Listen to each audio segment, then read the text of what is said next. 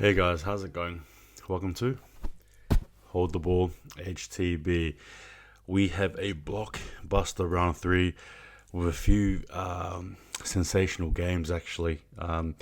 In saying that, I'm probably going to go with a brief little review of round 2 and then basically get straight into it. But before I do, you know what happens next.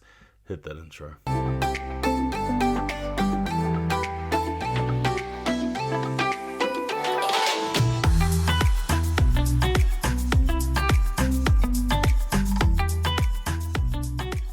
Guys, hope you're well. Hope all is good. Hope you're well and safe where you are. Now, round 2, right? The round that was. There are some teams who come out that round very desperate for wins, simple as that. And there are some teams who are probably on top of the world, right? On a high, because hey, all they do is win. Now, in saying that, we come into this round here with a few good, tasty fixtures, and I'll get into it.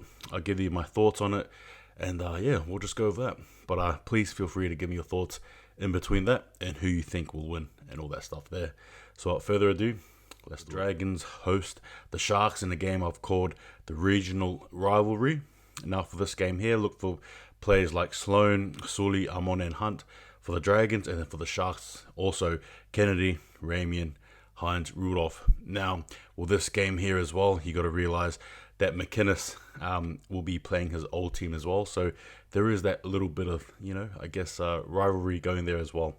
McCulloch is an out for the Dragons, as well as Mulitalo and Tej Wilson for the Sharks. For this game here, look, it's actually going to be tough. A game that probably many would have dubbed as boring last year is now a game that people look forward to seeing. I know I'm one of them as well. I think I'm going to go with the Sharks here to win this game here. Game 2 sees the Tigers hosting the Warriors over in Campbelltown. In saying that, before I get into it, guys, you need to watch my preview. That's right, I give you guys a more in-depth, analytical approach to this game. And I just tell you guys my thoughts on it, basically. So, yeah, watch me there and tune in to see what I think about it. Game 3 sees the Rabbitohs take on the Roosters in a game I've called the Battle of 1908. These two teams have been at it regularly since then. You've got the likes of Mitchell, Walker, Elias, Cook, as well as Golo Matangi and Jai Arrow for the Rabbitohs. And then the Roosters, you've got Tedesco, Tupou, Manu, Tupou Niwa, as well as the halves in Cleary and Walker. Now with the Rabbitohs, there's been a lot of questions. They're a very desperate team. They're 0-2 so far. There's been a lot of talk about the halves combination. Will Latrell Mitchell have to be doing a lot of heavy lifting? And obviously the blatant one, the elephant in the room, no Reynolds. How can this team here combat and get through the season without those main attributes there? And again, with the halves battle, we'll have to see what happens there. Well, the Roosters, hey, they had a convincing win against Manly. They're primed and ready to go, I believe. This game here is going to be a good game. Chuck form out the window when these two teams play each other. They almost have their own form separate to anything else when they play each other, and then they go back to the norm after that. But for this game here, at a chuck of a hat, I think I'm going to be tipping the Roosters here. I think at the end they should be able to get it done. They've tasted defeat, and I don't think they like it at all. Hence the reason why they played well against Manly. But for me, I'm going to be going for the Roosters here. Game 4 sees Penrith Panthers take on the Knights in a game that I've called Return of Their Best. Cleary has been named, though not starting, for the Penrith Panthers, and Kalen Ponga makes his return. For the likes of the Panthers, you've got Edwards, Crichton, Luai, Sean O'Sullivan, possibly Nathan Cleary, James Fisher-Harris, who will return and play. Granted, a bit wobbly in the last game, but I think he should be good to go for this one here, as well as Azia Yo. And then for the Knights, you got Ponga, Dominic Young, sensational. The underrated halves pairing of Clifford and Clune, a lot of people wrote them off, but here they are making their mark, as well as Rizal, Saifiti, Gagai, Barnett. Again, do I need to continue? The Knights have been very blessed, I think, this year anyway, to be in the position they're in, which is good. Shows you the hard work is there. Penrith Panthers, their notable out is Brian To'o. Looking at this game here, regardless of Nathan Cleary, for me, I think the Knights will probably taste their first round of defeat. Again, both teams undefeated. But for me, I'm going to be picking the Penrith Panthers here. Game 5 sees the Storm hosting the Eels over in Melbourne in a game that I've called 3 in a row. Eels have won their last 2 games against the Storm, and to be fair, can they do it? Can they do it this time? We have to wait and see. The likes of Pappenhausen, Coates, Munster, or Smith. I also have their Hughes as well. It's been reported as well that Harry Grant won't be playing because he has COVID-19, was a close contact. So yeah, we'll have to wait and see what they do there with Smith being named. But obviously there was the injury as well with Smith, so who knows what happens. Will Wishart get a start? Nas as well as Galfusi players to watch for, and then for the Eels you got Gutherson, Brown, and obviously Moses there, Mani, Paulo, Papali'i, Galfusi, RCG, the list goes on. Look, this is going to be a very physical encounter. Both these teams love playing each other, and to be fair, for me personally, I like the Storm playing the Eels. It's become it's become one of those games that I look forward to, and I think they're building their own little new rivalry here. For this game here, it could go either way. Storm won't be too happy with their performance over the Rabbitohs. Obviously, they won that, but still, Eels, well, hey, literally the dying seconds, they lost that game to the Sharks. So there's a lot to rectify there so that they can play their brand of footy.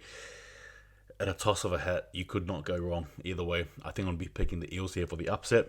That's just me, though. Game number 6 sees the Raiders take on the Titans in a game that I've called Battle of the 1-1. That's right, both these teams have experienced a win and a loss. Raiders have the likes of Sina, Karapana returns, Schneider returns, Papali as well as Young. Schiller, the young wing, is out for the Raiders. And for the Titans, you've got the likes of Campbell, Kelly, Maju, AJ Brimson, Fotueka, Fifita, Fasua, Maleawi. The list goes on and on and on with this Titans team that I think is improving. Look, in this battle here as well, I think there's a lot at stake here. Sticky does not want to lose Titans while they're on the up after being the Warriors. In saying that, there can only be one winner, I think, anyway, in this game here. I want to give it to the Raiders purely for their home advantage. But besides that, look, it's going to be pretty tough, but Raiders for me. Game 7 sees the Broncos take on the Cowboys in a game that I've called the Queensland Derby. We love this. I love this. You love this. You don't even need to follow any of these teams to love this game. You got the likes of New, Farnworth, Cobbo, Reynolds, that combination there of Kelly, Haas, and Capel, some of the standouts there. And then for the Cowboys, you got Tabuai Fido, you got Hiku, you got the halves and Dearden and Townsend, Hess, you got Robertson, as well as Taumalolo. With Mitch Dunn unfortunately being out for the remainder of the season. This game here is going to be tough and gritty, I think, but it also could be expansive footy that we love. These teams normally throw defense out the window whenever they play each other. Don't know why, but it's very entertaining. Look for this game here. I'm going to have to go the Broncos. I'm going to have to give them the home advantage. Yes, they beat the Bulldogs, but at the same time, you can probably look back and say that they could have done better. Cowboys, though, coming off a high after basically destroying the Raiders. But in saying that, I'm just going to have to go with the conservative approach here. Broncos for me. The last game of the round sees Manly take on the Bulldogs in a game that I've called Strike 3 with a question mark, because a lot of the pressure is on Manly. That's right. So early in the season it is, but against the Bulldogs team, contextually, you just think that the Manly team have it, right? The likes of Tom Trbojevic, Garrick, Saab, DCE, Olokawatu, some of the players to look out for. And then for the Bulldogs, you got Dufty, Okunbo, Josh Adokar, Burton, as well as David Tapangai Jr. This game here will be physical. The last time they met, obviously, Manly absolutely carved them up by, I think it was like 50 plus points. It was actually quite embarrassing if you're a Bulldogs fan. So there's always that to sort of look back into if you're a Bulldogs fan. In saying that both these teams here are desperate. Yes, Bulldogs have won one game, but in saying that, they're probably ruining the opportunities that they missed against the Broncos. Manly, it's do or die here. They can't afford to lose to the Bulldogs. If you lose to the Bulldogs, serious questions need to be asked, particularly from a team who have top premiership aspirations, right? As simple as that. Look, in this game here, I'm going to go Manly. I'm sure they get the W here, but if they don't, be very, very afraid.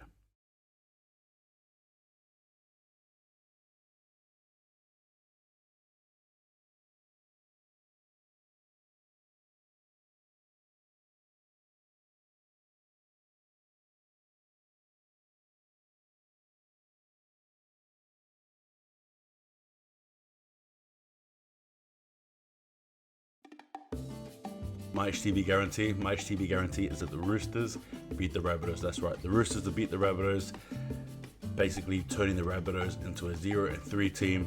But yeah, that's it. Book it in your calendar. That's right, book it in there.